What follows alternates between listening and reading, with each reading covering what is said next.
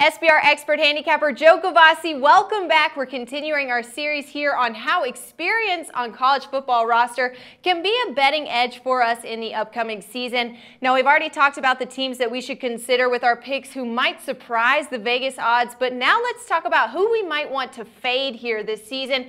Again, Joe, this is all based on team experience, right? So when fading a team, what are the components we should really concentrate on? Well, the first article that we looked at last week was returning starters, and that's what a lot of people really focus on.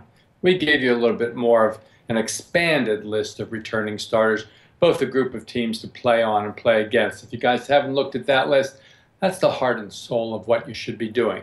But the article that we touched on last week and that we're going to complete this week is more of a hidden gem for you, because we look at teams that have an extraordinary high amount of projected senior starters and a projected high amount of returning lettermen versus the opposite, of course, what we're going to talk about today.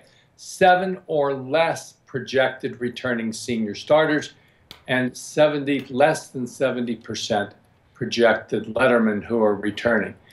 These are teams that may not have quite the amount of leadership and may not evolve into the kind of team that has a lot of continuity from last year.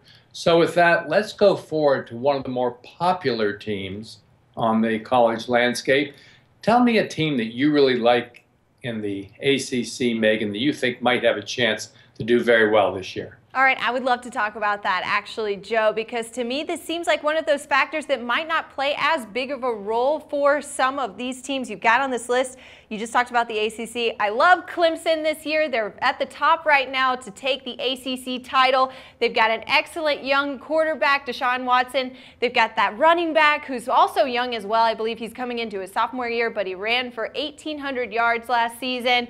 Tell me about it, though, Joe. Do you think this is a team that's going to be overvalued on those lines? Well, yes, it is, Megan. Unfortunately, that's exactly what most of the novice handicappers focus on, whether this team is going to have a great offense back again or not.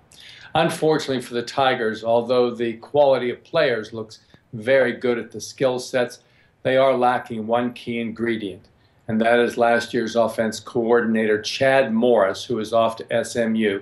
He was the heart and soul of this offense, in my opinion, a team that scored 40 or more points in 2 of the last 3 years.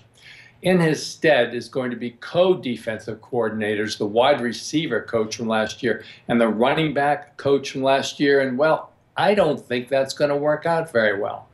More importantly, however, was the loss from last year's defensive side of the ball. This was one of the absolute best defenses in the country last year, allowing just 17 points a game and 261 yards a game. Now just 3 starters return from that unit. That unit takes a big hit. The offense takes a big hit. There are 7 or less projected senior starters. I think they're about only 61% returning lettermen. I see some problems with leadership in this team, lack of continuity from last year. They will be a team that is favored by a tremendous amount of points. I want to point out one game specifically for you guys. Take a look at that September 12th game when Clemson hosts Appalachian State, one of our surprise play-on teams, 5 days before a Thursday nighter when Clemson hosts Louisville. Could be a little bit of a flat spot for an overrated team in Clemson against a really viable road dog in Appalachian State Mountaineers. There's a little hidden gem for you for the September 12th card.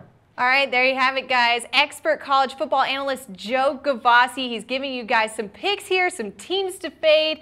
Check out his full article in the links below this video, and also check out our other video that we did in the part 1 of this series to show you some of the teams that have some returning starters that will benefit them for the upcoming season. And for the best inside betting edge on the NCAA football season, keep it locked right here with us at Sportsbook Review.